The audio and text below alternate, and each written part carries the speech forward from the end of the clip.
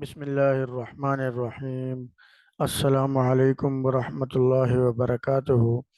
امید ہے کہ تمام طلبہ و طالبات خیریت سے ہوں گے۔ آج کی اس ویڈیو میں ہم آپ کے لیے 12ویں جماعت کی اردو کی جو نئی کتاب ہے تو اس کا ایک سبق ہے عالمگیر کا انصاف۔ اس سبق کی مکمل تفصیل، مکمل وضاحت اور آخر میں کثیر الانتخابی سوالات سب آپ کے سامنے رکھیں گے۔ گزارش یہ ہے کہ ویڈیو کو شروع سے لے کر آخر تک دیکھیں تاکہ سبق کی سمجھ میں آئے اور MCQs بھی ہم حل کر سکیں۔ سبق کا نام ہے عالمگیر کا انصاف، مصنف ہیں مولانا شبلی نعمانی، اور یہ ان کی کتاب ہے عالمگیر پر ایک نظر اس سے ماخوذ ہے۔ تعارف مصنف ہے آپ کے سامنے۔ محمد شبلی نام اور شمس العلماء خطاب تھا۔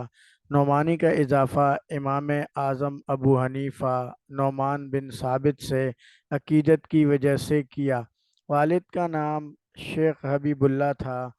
اعظم گڑھ ہندوستان میں پیدا ہوئے۔ ابتدائی تعلیم اعظم گڑھ کے مدرسے میں حاصل کی۔ آپ کی قابلیت کی وجہ سے سر سید نے علی گڑھ کالج میں عربی کا استاد مقرر کیا۔ یہیں سے آپ کی تصنیفی زندگی کا آغاز ہوا۔ آپ نے مصر، ترکی، روم اور شام کے سفر کیے اور وہاں کے کتب خانوں سے مواد حاصل کیا۔ ترکی کے سلطان نے آپ کو تمغہ مجیدی عطا کیا۔ مولانا شبلی شاعر، ادیب، فلسفی، قانون دان، ماہر تعلیم، عالم دین اور مورخ تھے۔ آپ کی تصانیف میں المامون، سیرت النعمان، الفاروق، الغزالی، سوانح مولانا روم، مقالات شبلی اور سیرت النبی صلی اللہ علیہ وسلم جیسی بلند پایہ کتابیں شامل ہیں۔ یہ سبق ہے آپ کے سامنے عالمگیر کا انصاف۔ عالمگیر کے عہد حکومت کا سب سے بڑا روشن کارنامہ اس کا عدل و انصاف ہے، یعنی عالمگیر بادشاہ اپنے عدل و انصاف کی وجہ سے بہت مشہور ہے، جس میں عزیز و بیگانہ، غریب و امیر، دوست دشمن کی تمیز نہ تھی، یعنی انصاف کے معاملے میں وہ کسی بھی چیز کو خاطر میں نہیں لاتا تھا۔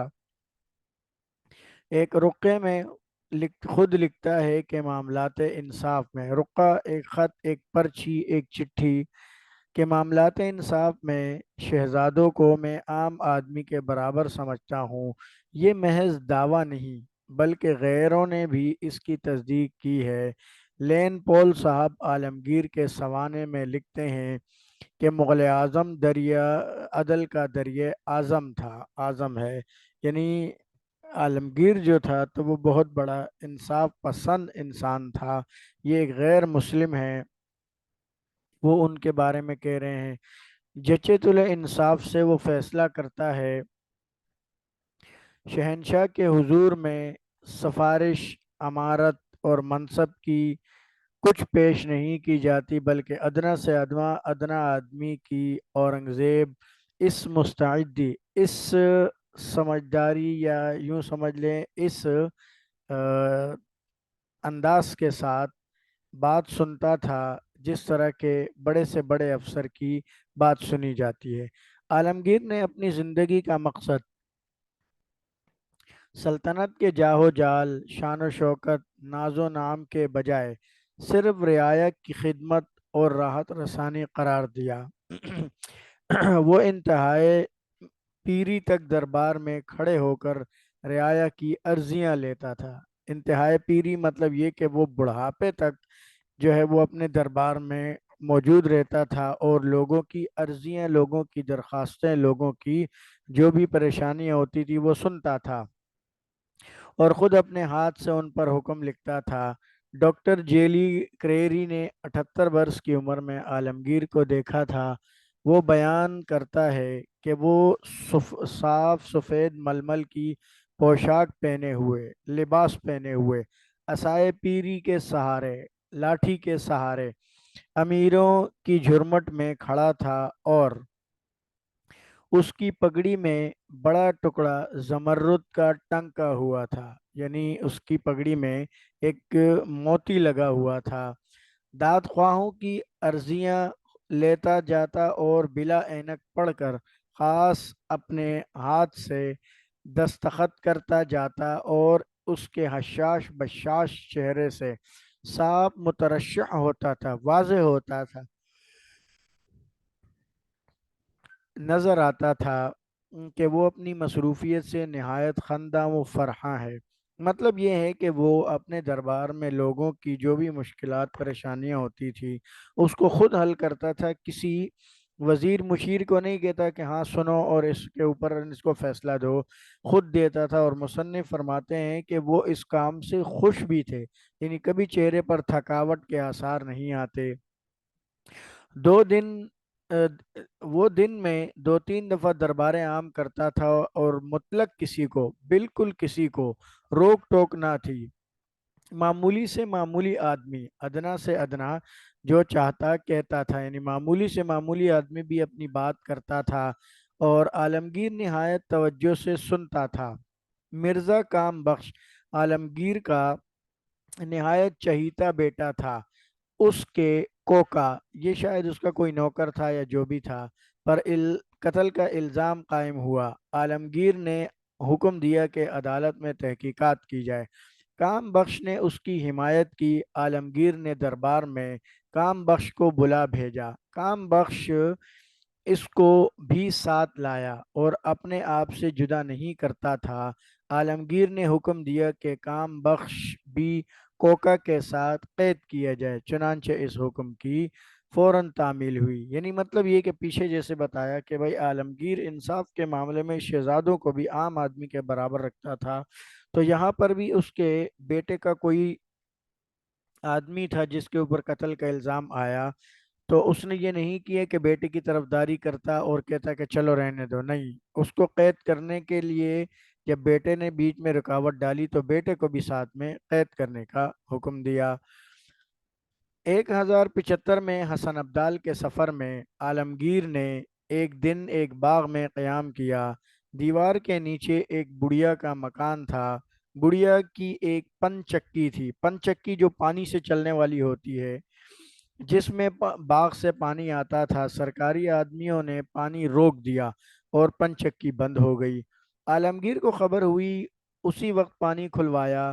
رات کو جب خاصے پر بیٹھا، دسترخوان، خاصے مانے دسترخوان، تو دو قاب کھانے کے، دو تھال اور 5 اشرفیاں ابو الخیر کو دیں کہ جا کر بڑھیا کو دو اور میری طرف سے معذرت کرو کہ افسوس، ہمارے آنے کی وجہ سے تم کو تکلیف ہوئی، تم معاف کر دو۔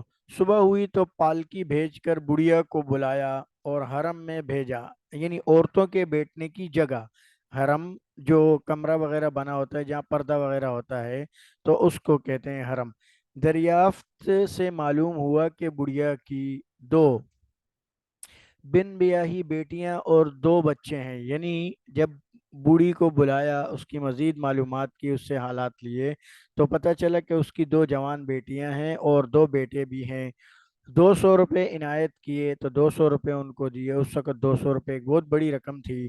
مستورات نے اس کو زر و جواہر سے مالا مال کیا، اور گھر کی جو عورتیں تھیں تو انہوں نے بھی اس کی مدد کی۔ 2 3 دن بعد پھر بلوایا اور لڑکی کی شادی کے لیے 2000 روپے عنایت فرمائے۔ بیگمات اور شہزادوں نے روپے اور اشرفیاں برسا دیں، یہاں تک کہ چند روز کے بعد بڑھیا اچھی خاصی امیر ہو گئی۔ اس قسم کے سینکڑوں واقعات ہیں، لیکن ایک آرٹیکل میں یہ تمام کارنامے سما نہیں سکتے۔ عالمگیر کے رکوات پڑھو، خطوط، ہر سطر میں نظر آتا ہے کہ کس تاکید، کس اہتمام، کس شفقت سے انصاف رسانی کے متعلق احکام اور فرامین، فرامین فرمان کی جمع ہے، خطوط احکامات وغیرہ بیچتا رہتا ہے، اور دل سے لگی ہے کہ ایک شخص کا بھی بال بیکا نہ ہونے پائے۔ یہ ماخوذ ہے عالمگیر کے پر ایک نظر کتاب سے۔ اس کے بعد یہ کثیر الانتخابی سوالات ہیں آپ کے سامنے۔ عالمگیر کو شدت سے احساس تھا کہ کسی شخص کا نہ ہونے پائے، बाल बीका। बुढ़िया के बच्चे थे चार, आलमगीर ने सफ़र किया था 1075 में। इसका करेक्ट आंसर किताब में मौजूद नहीं है, तो इसीलिए हमने इसको सही कर दिया। औरंगज़ेब अदल का दरिया आज़म था, इसमें सनत है मुबालगा की। मुबालगा का मतलब होता है किसी बात को बहुत ज़्यादा बढ़ा चढ़ा कर पेश करना। अल्फाज शान शौकत ऐश व इशरत जाहो जलाल में तरकीब है अतफ़ी। अतफ़ी का मतलब होता है कि जो दो अल्फाज के दरमियान वाव के ज़रिए उनको मिलाया जाए, तो इसको तरकीब मुरक्कब अतफ़ी कहते हैं। तो यहाँ पर भी शान वो शौकत, ऐश वो इशरत और जाह वो जलाल में वाव के ज़रिए इनको मिलाया गया है और इसको मुरक्कब अतफ़ी कहते हैं। तो ये था स्टूडेंट आपके सामने इस सबक की मुकम्मल तफसील, और जितनी भी इसमें मुश्किल चीज़ें थी वो आपके सामने रख दी। उम्मीद है कि आप ज़रूर इससे फ़ायदा उठाएंगे। दूसरों से भी ज़रूर शेयर कीजिएगा और चैनल को सब्सक्राइब करना ना भूलें, ताकि हमारी अगली वीडियो आप तक जो है वो पहुंचती रहे। अगली वीडियो तक के लिए इजाज़त दें, दुआओं में याद रखिएगा। अल्लाह हाफिज़।